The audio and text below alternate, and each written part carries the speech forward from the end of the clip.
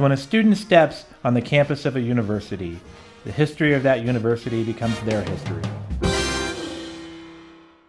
After the merger of the University of Kansas City with the University of Missouri system, our student population started to grow. In just 5 short years, we grew from less than 4,000 students to nearly 10,000 students.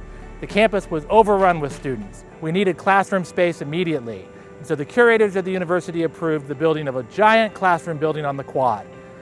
That building is behind me.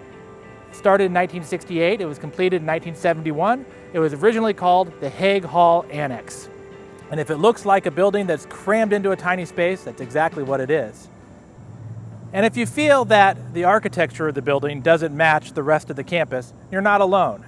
Keep in mind that the style of architecture for this building was called brutalism, and it focused on large concrete facades.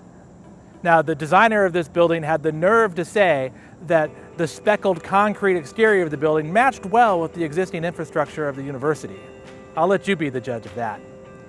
In 1983, during the university's 50th anniversary celebration, it was renamed Royall Hall in honor of Dr. Norman Royall, a longtime professor of math and physics at the university. Dr. Royall was a legend among students here. He was one of those professors that would change your life forever. Many students would turn to science or become a physics major after taking one of his classes. And so he was honored in 1983 by having this building named after him. On the roof of the building sits the Warszawski Observatory.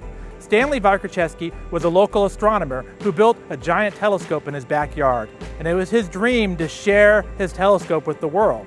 However, the backyard was not the best venue for that. So in 1975, he donated it to the University of Kansas City, and it was placed on the top of Royall Hall. Today, the Warszawski Observatory has several telescopes owned by the university, as well as the original Varco telescope. And on clear Friday nights from May to November, the general public is invited for free to the observatory to look through the telescopes and see the surface of the moon, the rings of Saturn, and distant galaxy clusters.